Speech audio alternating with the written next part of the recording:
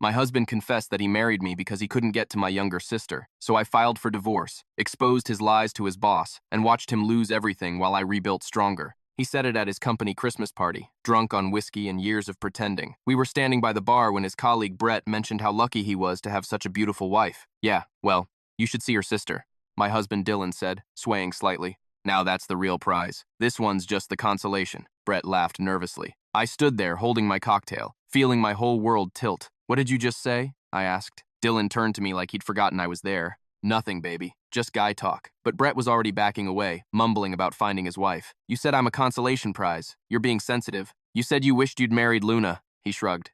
Actually shrugged. Can't marry your wife's sister. That's not how it works. So you married me instead. Someone had to marry you first. He said it like it was obvious, like it was a plan. 8 years. 8 years of marriage. And he was telling me I was the pathway to my younger sister. We need to leave, I said. Party's just getting started. We're leaving now. In the car. He tried to backtrack. I didn't mean it how it sounded. How did you mean it? Luna's gorgeous. Everyone knows it.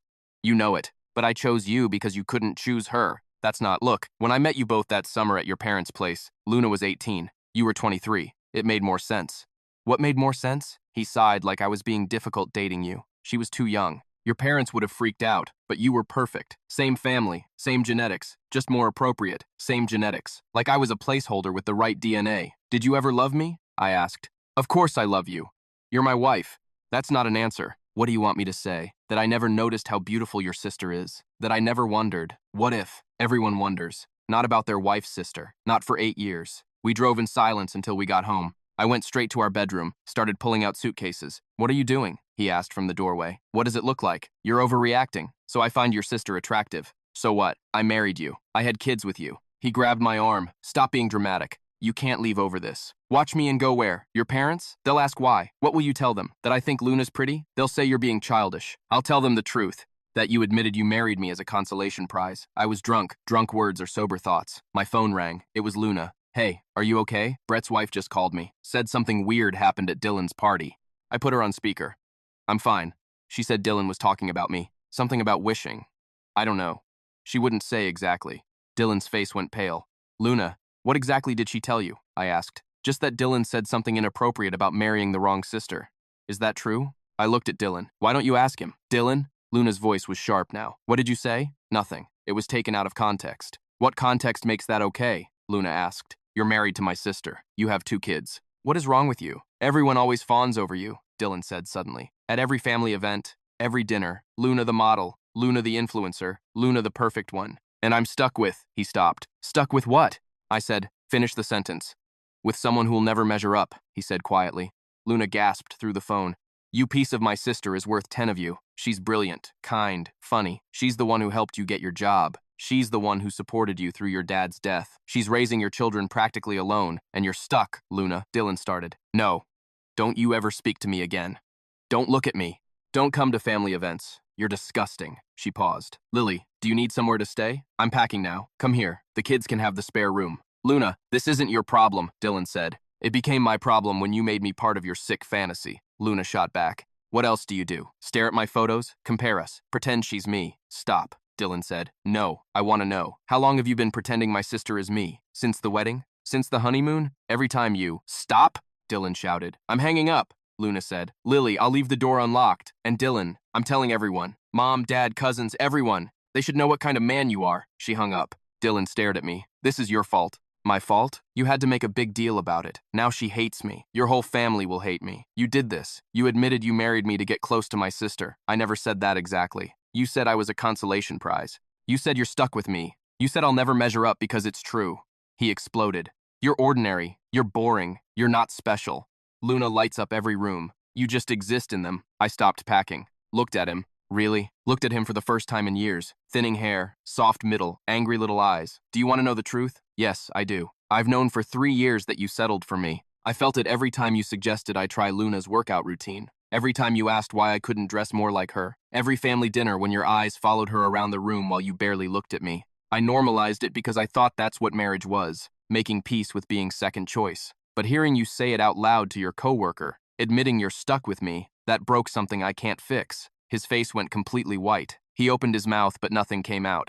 I went back to packing, folding clothes with shaking hands. He just stood there watching me empty our closet into suitcases, like he couldn't believe this was actually happening. Guest room, I said without looking at him. Sleep there tonight? I need to finish this. For once, he didn't argue. I heard his footsteps retreat down the hallway, heard the guest room door close. The silence felt heavy but also clean somehow, like I could finally breathe without his presence weighing on me. My phone rang exactly 9 minutes later. Luna's name lit up the screen and I answered immediately. Mom and Dad are driving up tomorrow morning, she said, her voice tight with anger. I already called them. I told them everything Brett's wife told me, and they're coming first thing. You won't have to explain alone. The relief hit me so hard I had to sit down on the edge of the bed. Thank you, I managed to say.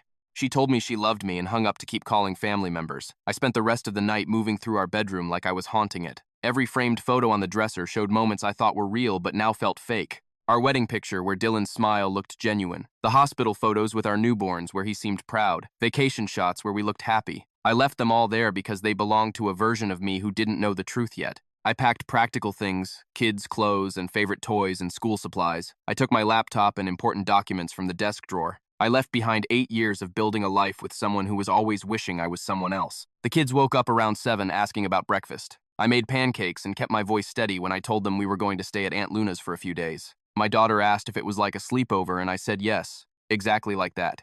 My son wanted to know why, and I used the careful language you learn from other divorced parents, saying, Mommy and Daddy need some space to figure things out. He asked if we were fighting and I said, sometimes grown-ups need time apart to think, which wasn't a lie, but wasn't the whole truth either. They accepted it the way kids do, already moving on to asking if they could bring their tablets. Dylan came out of the guest room looking terrible. His hair stuck up on one side and his eyes were red.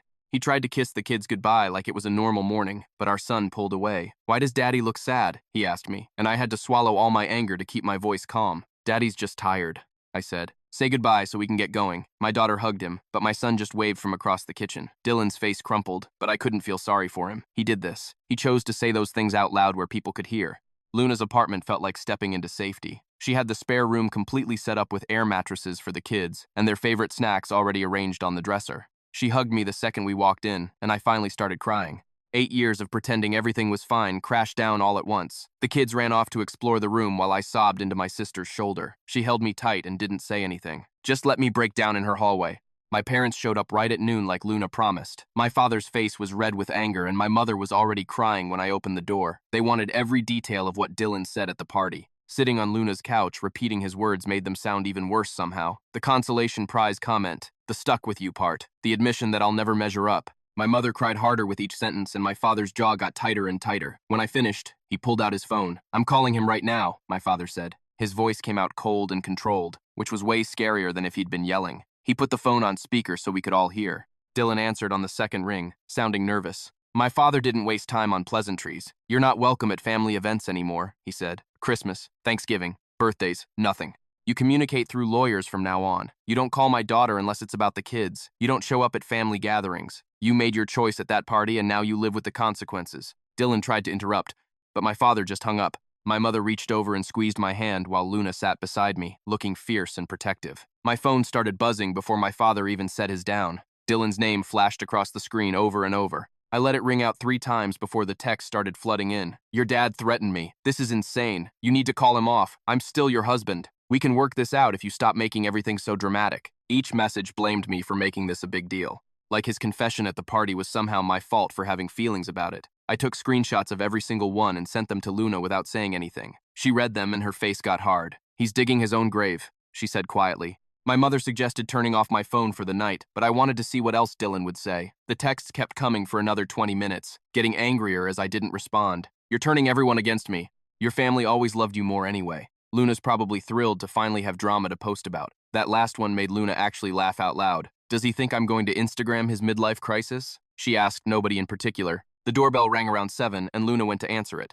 Marissa stood there holding 2 bottles of wine and a bag of Chinese takeout looking worried. I heard through Sarah, who heard from her husband who works with Dylan, she said as she came inside. I figured you could use some company and actual food. She hugged me tight and I realized I hadn't eaten since breakfast. Luna got plates while Marissa poured wine and told us what was going around the neighborhood. Half our street apparently knew what happened at the party because Brett's wife had been very vocal about what she witnessed. She told at least 5 people at yoga this morning. Marissa said. Everyone's talking about how Dylan called you a consolation prize right in front of his coworkers. Marissa looked furious on my behalf. Brett's wife said she's never been so uncomfortable at a work event, and she used to be a public defender. My parents had left by then, but Luna stayed at the table with us, eating fried rice and occasionally checking her phone. Dylan tried calling her twice, and she just declined both calls without even looking bothered. The kids came out of the spare room asking for dinner, and I realized I'd been so caught up in everything that I hadn't fed them properly. Luna heated up chicken nuggets while I sat them down at her kitchen table. My daughter asked when we were going home, and I knew I couldn't keep saying we were just visiting. Luna pulled up a chair and helped me find the right words. Sometimes grown-ups realize they need to live in different houses for a while, I told them carefully. It doesn't mean anyone did anything wrong. You're going to stay here with me and Mommy for a bit, Luna added. And you'll still see Daddy, just at different times. My son asked if this was because Daddy was sad earlier, and I had to explain that this was about grown-up stuff that had nothing to do with them. Luna was better at this than me, keeping her voice cheerful and normal while my throat kept closing up. They accepted it easier than I expected and went back to their tablets after eating. Kids are weirdly resilient sometimes. Dylan's parents called while I was tucking the kids into their air mattresses. Luna grabbed my phone before I could even reach for it and answered herself. She's not ready to talk to you yet, Luna said firmly. There was loud talking on the other end, and Luna's expression didn't change. I understand you're upset, but your son publicly humiliated his wife at a company party. Luna listened for a minute, then her eyebrows went up. I could hear Dylan's mother crying in the background, saying she raised him better than this, her voice high and shaky. Luna told them I would call when I was ready and not before, then hung up. They wanted to come over and talk this through, Luna explained. I told them absolutely not. My hands were shaking, and I felt grateful she'd intercepted. I wasn't ready to hear whatever excuses they'd prepared for their son. Henry called around 9, apologizing for the late hour.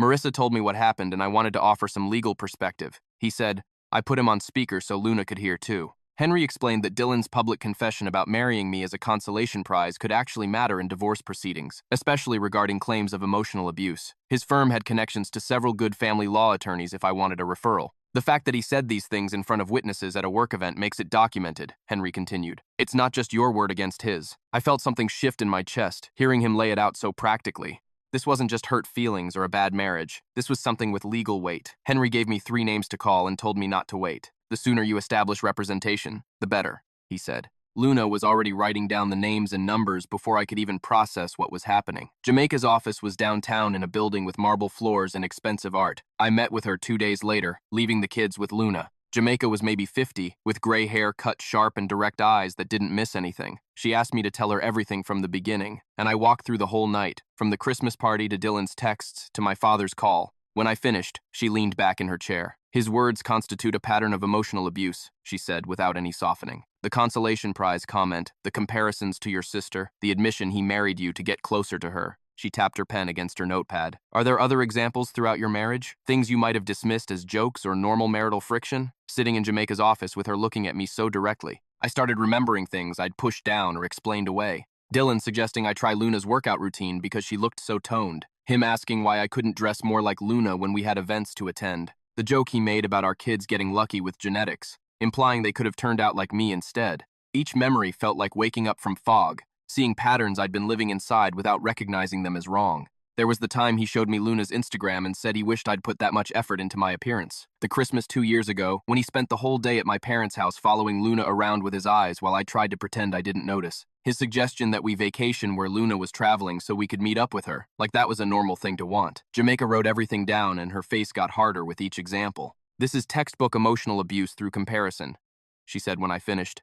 He's been undermining your self-worth systematically. I felt sick realizing how much I'd normalized, how many times I'd told myself I was being sensitive or jealous. Dylan showed up at Luna's apartment unannounced, 3 days after I moved in. I was making lunch for the kids when the doorbell rang and Luna went to answer it. I heard his voice immediately. I need to see my kids. Luna's response was calm but firm. You need to arrange visits through proper channels now. You don't just show up expecting access. I moved to where I could see the doorway. Dylan looked terrible, unshaven and rumpled, but I couldn't feel sorry for him anymore. Let me in, he demanded. This is between me and my wife. Luna actually laughed. Your wife is my sister and you're not coming in here. The confrontation escalated fast. Dylan accused Luna of poisoning me against him, his voice getting louder. You've always wanted this, he said. You've always been jealous that I chose her over you. Luna's laugh was genuine and cutting. You managed to poison her against you all by yourself at that Christmas party. I didn't have to do anything. She crossed her arms and blocked the doorway more completely. You stood in front of your coworkers and called her a consolation prize. You told her she'll never measure up. That's all you. Dylan tried to push past her, but Luna held her ground. The kids appeared behind me asking what was happening, and I turned them back toward the spare room. Go watch your show, I told them. Daddy's just leaving. Ezekiel called me directly that evening after Dylan left. His voice had that fake friendly tone men use when they're trying to smooth things over. Boys will be boys, he started. Dylan had too much to drink and said some things he didn't mean. I felt anger replace the numbness I'd been carrying. Dylan was sober enough to articulate 8 years of settling for second best. I told him he was sober enough to explain his whole strategy of dating me because Luna was too young. He meant every word. Ezekiel tried the reasonable approach next, suggesting we all sit down and talk this through like adults. I told him talking time was over and hung up before he could respond. Luna high-fived me from across the room. 3 days later, I drove back to the house while Dylan was at work to get more clothes and toys for the kids. Walking through the front door felt wrong, like I was trespassing in someone else's home instead of the place I'd lived for 8 years. The living room still had our family photos on the walls and the couch we'd picked out together, but everything looked different now, like props in a play about someone else's life. I moved through each room, gathering things for the kids, opening closets and drawers I'd organized myself, touching furniture we'd saved up to buy. The kitchen had the coffee maker Dylan used every morning, and my favorite mugs still sitting in the dish rack. I packed the kids' winter coats from the hall closet and grabbed their favorite stuffed animals from their beds. My daughter's room had drawings taped to the walls, and my son's had his collection of toy cars lined up on the shelf. I took photos of their rooms on my phone so I could try to make Luna's spare room feel more like home for them. In our bedroom, I started pulling clothes from my side of the closet, and that's when I noticed Dylan's nightstand drawer was slightly open. I knew I shouldn't look, but I pulled it open anyway. Inside was his old leather journal from college that I'd seen him write in years ago, but thought he'd stopped using. The first page I opened to was dated 3 months after we started dating. He'd written about a family barbecue at my parents' house where Luna wore a sundress and how he couldn't stop watching her. The entry said she was the one that got away, and I was good enough for now until he could figure out a better plan. I sat down hard on the bed and kept reading.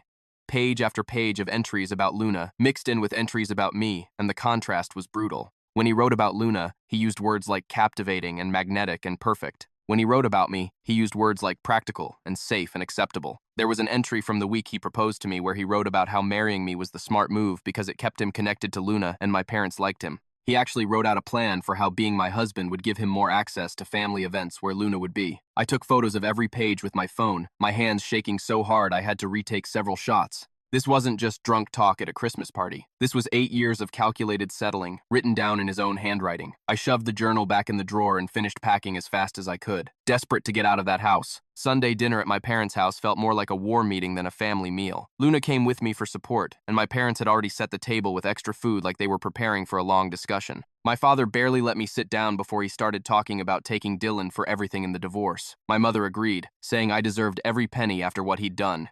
I tried to explain that I just wanted out and fair custody of the kids, but my father kept interrupting with ideas about how to maximize my settlement. Luna backed me up, reminding them that dragging things out would be harder on the kids. My mother cried through most of dinner, apologizing for not seeing what Dylan was really like. My father wanted to know every detail of what Dylan had said at the party, and I had to repeat it all again. By the time dessert came around, I felt exhausted from rehashing everything. My parents meant well, but their anger was overwhelming when I just wanted to move forward quietly. Back at Luna's apartment that night, my phone started ringing from a number I didn't recognize. I answered and heard Dylan's voice immediately. He was calling from different numbers because I'd blocked his cell. The voicemail he left was apologetic, begging me to talk to him. An hour later, another call came from a different number, and this voicemail was angry, accusing me of turning everyone against him. Then another call, another number, back to apologetic. Jamaica told me to save every single voicemail and text for documentation. She said the pattern of harassment would matter in court, especially the way he kept changing between sorry and hostile. I started a folder on my phone just for Dylan's messages, and it filled up fast. Marissa stopped by Luna's place with coffee and news from the neighborhood. She'd heard through Brett's wife that several people at Dylan's company had complained to HR about his comments at the Christmas party. Apparently, Dylan had a reputation at work for talking about Luna in ways that made people uncomfortable. Brett got pulled into HR to give a statement about what he'd witnessed, and other coworkers came forward with their own stories. One woman said Dylan had shown her Luna's social media photos and made inappropriate comments. Another said he'd compared his wife unfavorably to his sister-in-law at multiple company events. Marissa said the whole office was talking about it, and Dylan's boss was not happy. I felt sick knowing his obsession with Luna had been so obvious to his coworkers, while I'd been at home thinking our marriage was normal. The kids needed help processing everything, so I enrolled them in temporary counseling through their school. The counselor was kind and experienced with children of divorce. After their first session, she told me they were doing okay overall, but my son kept asking if Daddy stopped loving Mommy. That question broke my heart because I didn't know how to explain that Daddy never loved Mommy the way he should have. The counselor said it was normal for kids to worry the parent who left might stop loving them too. She gave me scripts for how to reassure them that both parents loved them, even though we couldn't live together anymore. My daughter seemed to be handling things better, but she'd started having nightmares about our family breaking apart. Dylan's mother reached out through Luna, asking if we could meet for coffee without Dylan knowing. I didn't want to, but Luna said she'd sounded genuinely devastated on the phone. Against my better judgment, I agreed to meet her at a coffee shop near Luna's apartment. I figured I owed her nothing, but maybe hearing her out would give me some closure. The coffee shop meeting was harder than I expected. Dylan's mother was already crying when I walked in, her eyes red and puffy like she'd been crying for days. We hadn't even ordered coffee yet, and she was apologizing through tears. She said she'd suspected Dylan had an unhealthy interest in Luna, but convinced herself marriage and kids would fix it. I ordered us both coffee while she composed herself enough to talk. She told me about noticing little things over the years, like how Dylan's eyes would follow Luna at family gatherings, or how he'd find excuses to sit near her at holiday dinners. She'd mentioned it to Ezekiel once, and he told her she was imagining things. I listened while she cried and apologized, feeling oddly detached from the whole conversation. Then Dylan's mother told me something that made everything worse. She said Ezekiel had pushed Dylan to marry me quickly because he thought I was stable and would settle him down. Her exact words were that Ezekiel saw me as good wife material who would keep Dylan on track. She apologized for not speaking up when she noticed Dylan staring at Luna during our wedding reception. She apologized for not warning me when she overheard Dylan talking about Luna to his brother. She apologized for all the times she stayed quiet because she wanted to believe her son was better than his behavior showed. I thanked her for telling me and left the coffee shop feeling even more betrayed than before. I made an appointment with Callista Brooks, a therapist who works with people dealing with betrayal in relationships. Her office was calm and comfortable with soft lighting and tissues on every surface. Our first session was mostly me crying while she listened and took notes. I told her everything from the Christmas party confession to finding Dylan's journal to learning his own mother knew something was wrong. Callista didn't try to minimize anything or rush me through my feelings. She said, "Discovering your marriage was built on being someone's second choice was genuinely traumatic, and I needed to let myself grieve." She explained that I wasn't just grieving the end of my marriage, but also grieving the marriage I thought I had for 8 years. By the end of the session, I felt exhausted, but also validated in a way I hadn't felt since this whole nightmare started. Callista gave me homework to start journaling about my feelings, and we scheduled weekly appointments going forward. 2 weeks after starting therapy, I got an email from Jamaica with an attachment labeled counterpetition. Dylan had filed his own divorce paperwork, claiming we had problems we couldn't fix and asking for equal custody of the kids. I sat at Luna's kitchen table, staring at the document while she made coffee. Jamaica called an hour later, explaining this was normal, that most divorces involved both sides filing papers. But we needed to respond by documenting Dylan's pattern of putting me down and comparing me to Luna. She asked me to write down every instance I could remember of him making me feel less than. I started a list that evening and filled 3 pages before I had to stop because my hand was shaking. The kids were scheduled for their first overnight at the house with Dylan the following Friday. I packed their bags twice, unpacking and repacking because I kept forgetting things or second-guessing what they needed. Luna found me sitting on the floor of her spare room, surrounded by stuffed animals and clothes. She helped me finish packing and reminded me Dylan had taken care of them before. That one night wouldn't hurt them. But when I dropped them off Friday evening, watching them walk into the house with their little backpacks, I felt sick. I drove back to Luna's apartment and paced for 3 hours straight. Luna tried to distract me with a movie, but I couldn't sit still. I checked my phone every 5 minutes, even though I knew Dylan wouldn't call unless something was wrong. I barely slept that night, lying awake, imagining worst-case situations. When I picked them up Saturday morning, they seemed happy and normal. My daughter showed me a drawing she made, and my son talked about the pancakes Dylan made for breakfast. But then my daughter asked why we couldn't all live together if Daddy promised to be nicer. I told her sometimes grown-ups need to live separately, even when they love their kids very much. But the question stayed with me all weekend. On Monday, Luna showed me a message she got from someone claiming to be Dylan's friend. The message said she was breaking up a family by being too hot, that she should be ashamed of herself for coming between a husband and wife. Luna screenshot the whole thing and posted it with a long caption about how men who blame women for their own bad behavior are showing exactly why they can't be trusted. She talked about how Dylan made his choices, and his words at that Christmas party were his responsibility, not hers. The post started getting shared within hours. I saw it had hundreds of comments by Tuesday morning and felt worried about all the attention. Luna came home from a photo shoot and found me scrolling through the responses. I told her I was scared this would make everything worse, that Dylan would get angry about being exposed like this. She sat down next to me and grabbed my phone, closing the app. She reminded me Dylan made this public when he said those things at his work party in front of his colleagues. She wasn't going to hide what he did just to protect his reputation when he clearly didn't care about mine. I had my weekly appointment with Callista on Wednesday and spent most of the session talking about the kids. I told her I was scared Dylan would compare them to any children Luna might have someday, that he'd make them feel like backup options the way he made me feel. Callista listened and then asked me what I could control in this situation. I said nothing, that I couldn't control what Dylan said or did. She nodded and explained that I was right. I couldn't control Dylan's behavior, but I could model good self-worth for my kids. I could show them what it looked like to value yourself and demand respect. She gave me homework to practice positive self-talk when the kids were around to let them see me being kind to myself. Jamaica filed our response to Dylan's petition on Thursday morning. She included detailed records of Dylan's pattern of comparing me to Luna, using examples from the list I'd written, plus testimony from family members who witnessed his behavior over the years. Dylan's attorney called Jamaica that afternoon, and she put him on speaker so I could hear. He called our response inflammatory and exaggerated, said we were painting Dylan as some kind of villain when he was just a man going through a divorce. Jamaica told him emotional abuse through constant negative comparisons was documented and real, then hung up. I sat in her office feeling angry that Dylan's lawyer could dismiss years of hurt like it was nothing. Marissa texted me Friday, inviting me to her place for girls' night. She said Luna was coming and a few other friends, that I needed to laugh and remember who I was outside of this divorce mess. I almost said no because I was tired, but Luna convinced me to go.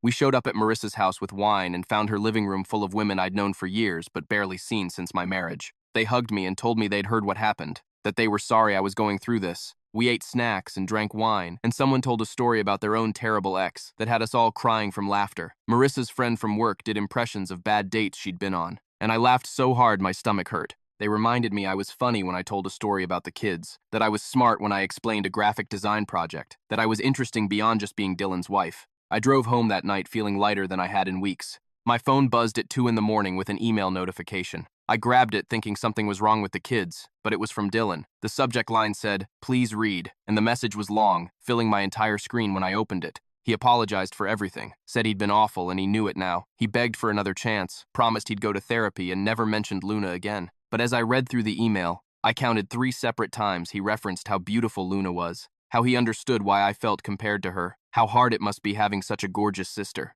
He didn't even see what he was doing. Couldn't write an apology without bringing her up. I forwarded the email to Jamaica without responding. The court assigned us a mediator the following week to work out custody arrangements. Her name was Lena Chase, and she had an office downtown with toys in the corner and family photos on her desk. She shook both our hands when we arrived and explained her job was to help us figure out what worked best for the kids, not to take sides in our marriage problems. Dylan and I sat in chairs across from each other while Lena asked questions about our work schedules and the kids' routines. She was calm and practical, writing notes while we talked. When we got to discussing holidays, Dylan suggested the kids spend Christmas with him at his parents' house like normal. I looked at him across that office and said nothing was normal anymore, that we needed to split holidays fairly now. Lena nodded and started explaining how alternating years worked for major holidays. Dylan's face crumpled right there across from me. His shoulders started shaking and tears ran down his cheeks, while Lena sat quietly with her pen hovering over her notepad. He pressed his hands against his eyes and made these awful choking sounds that might have moved me 2 months ago. Lena let him cry for maybe 30 seconds before she spoke again, her voice still calm and measured. She told him she understood this was difficult, but she needed to point something out. Love requires respect, she said, and his public confession at that Christmas party showed a basic lack of respect for his wife. She asked him if he could see that, and he nodded while wiping his face with his sleeve. I sat there watching him fall apart and felt absolutely nothing except tired. We finished the session with a basic schedule outline, and I drove back to Luna's apartment, feeling like I'd been awake for 3 days straight. The kids were playing in the living room when I walked in, and my son looked up at me with these worried eyes. He asked if I'd seen Daddy, and I told him yes. We'd had a meeting about schedules. My daughter climbed into my lap and asked if Daddy was sad because of them. The question hit me like a punch to the stomach. I held her close and explained very carefully that grown-up problems are never ever the fault of children, that Mommy and Daddy both love them more than anything. She hugged me tight and whispered that she loves me the most in the whole world, and I had to excuse myself to the bathroom where I cried so hard I had to run water so the kids wouldn't hear. Luna knocked on the door after a few minutes and asked if I was okay. I splashed cold water on my face and came out to find her making the kids grilled cheese sandwiches. She told me she had something to ask me later when the kids were in bed. That night, after I got them settled in the spare room, Luna poured us both wine and told me about a work event coming up where she was honored for her marketing success. She wanted me to come with her. Said it would be good for me to get out and do something that wasn't about the divorce. I almost said no, because going to Luna's glamorous work event sounded exhausting, but she gave me this look that said she really wanted me there. I agreed and she hugged me, then started talking about what I should wear and how excited she was for me to meet some of her colleagues. The event was at this nice hotel downtown with a big ballroom and people in cocktail dresses everywhere. Luna looked amazing in a silver dress that caught the light, and I watched her work the room like she was born to do it. She introduced me to people as her sister, and they actually seemed interested in talking to me. A woman from a tech startup asked about my work, and I mentioned graphic design, and suddenly we were having this whole conversation about branding and visual identity. Another guy wanted to know if I did freelance work and gave me his card. I I realized standing there in that ballroom that I'd been defining myself through Dylan's view of me for so long that I'd forgotten I had my own skills and interests. People weren't comparing me to Luna. They were just talking to me like I was interesting on my own. Jamaica called 3 days later to tell me Dylan's attorney had sent over a settlement proposal. She walked me through it over the phone, and I kept waiting for the catch, but it was actually fair. 50-50 custody with alternating holidays, assets split down the middle, college funds for the kids protected and shared. Jamaica said in her professional opinion, we should accept it and move forward rather than dragging things out in court. I told her I'd think about it and call her back. I spent that night going over the proposal at Luna's kitchen table, reading each line carefully. It wasn't about winning or losing anymore. It was just about ending this chapter so I could start figuring out what came next. I called Jamaica the next morning and told her to accept the terms. She scheduled a time for me to come sign everything at her office. My hand shook when I picked up the pen, and Jamaica put the settlement agreement in front of me, with little sticky tabs marking where I needed to sign. I went through each page slowly, my signature getting messier as I went because my hand wouldn't stop trembling. Jamaica witnessed everything and made copies, then shook my hand and told me she was proud of how I'd handled all this. I walked out of her office feeling strange and empty, like I just closed a door on 8 years of my life. My next therapy session with Callista focused on processing what she called anticipatory grief. She explained that I was mourning not just the end of my marriage, but the loss of 8 years that were built on Dylan's fantasy of someone else. I told her it felt like wasted time, and she stopped me right there. Those years gave you your children, she said, and they taught you exactly what you won't accept going forward. That's not wasted. That's information. She gave me homework about listing my boundaries for future relationships, and I left her office feeling slightly less hollow. Marissa called that weekend with news that Dylan's company had quietly moved him to a different department. She'd heard from a friend who worked there that the HR investigation into his workplace behavior had turned up multiple complaints. Several women reported feeling uncomfortable with how he talked about women in general, and Luna specifically. I thanked Marissa for telling me, and felt a grim satisfaction that there were actual consequences for once. I started looking at apartments the following week, scrolling through listings on my phone during the kids' bedtime. Luna offered to help with the deposit, but my parents insisted on covering it as a fresh start gift. I found a place in a neighborhood near good schools with a park just 2 blocks away. It was small, but it was mine with 2 bedrooms so the kids could each have their own space. The landlord showed me around and I could picture our life there, something separate from Dylan and all his comparisons. I filled out the application that same day. The lease approval came through faster than expected, and suddenly I was signing paperwork for my own apartment, my first place living independently since college. I sat in the empty living room after getting the keys, looking at bare walls and clean carpet, and felt this weird mix of complete terror and genuine excitement about what came next. Moving day came 3 weeks later, and I loaded boxes into Luna's borrowed SUV while the kids bounced around asking if they could pick their own wall colors. My son wanted his room blue like the ocean, and my daughter insisted on purple with glow-in-the-dark stars on the ceiling. We spent the first afternoon unpacking clothes and books, the kids racing between their new rooms, comparing closet sizes and window views. My son dragged his favorite dinosaur bedspread onto his mattress and announced this felt like a camping adventure, which made me laugh and want to cry at the same time. Luna showed up with pizza and helped us assemble furniture from boxes, her electric screwdriver making quick work of bed frames while I sorted kitchen supplies. By nighttime, the apartment still looked half empty, but it was ours. Nobody else's voice in my head about paint colors or furniture placement. That Friday, Dylan texted, asking for the new address and what time he should pick up the kids for his first custody weekend. I sent him the information with no extra words, keeping everything factual and brief. He arrived exactly on time Saturday morning, standing in the hallway outside my door, instead of trying to come inside. The kids grabbed their overnight bags and hugged me goodbye while Dylan looked everywhere except at my face. He asked if they had everything they needed, and I confirmed they did, then watched them walk down the hall toward the elevator. The whole exchange took maybe 3 minutes and felt stiff and uncomfortable, but also like progress, like we were figuring out how to exist in each other's orbit without the old patterns. Luna came over Sunday afternoon with paint samples, and we spread them across my bedroom floor, comparing different shades of sage green that Dylan had always vetoed as too bold. We picked the darkest one and spent hours rolling it onto the walls while music played from her phone. She told me about all the tiny compromises I used to make, things I had stopped noticing, like always ordering what Dylan wanted at restaurants, or watching his preferred shows on TV. I realized how much of myself I had folded away to avoid his comparisons, how I had made myself smaller, hoping that would be enough. Luna said I was going to rediscover who I was without his voice telling me I was less than, and something about the way she said it made me believe her. My therapy session with Callista that week focused on rebuilding my sense of self-worth separate from anyone else's opinion. She gave me homework to write down 20 things I liked about myself that had nothing to do with appearance or how I compared to other people. I sat in my new apartment that night, staring at a blank page, realizing how hard it was to think of myself outside that framework. Eventually, I wrote things like, I was good at solving problems and I made my kids feel safe, and I could draw detailed illustrations for work projects. Callista reviewed my list the following week and pointed out how many of my positive traits involved helping others, asking what I valued about myself just for me. The question felt strange and difficult in a way that showed me how much work I still needed to do. I started reaching out to old friends from college that I had drifted away from during my marriage, sending texts to people I had not talked to in years. One friend invited me for coffee, and we sat in a cafe for 3 hours catching up.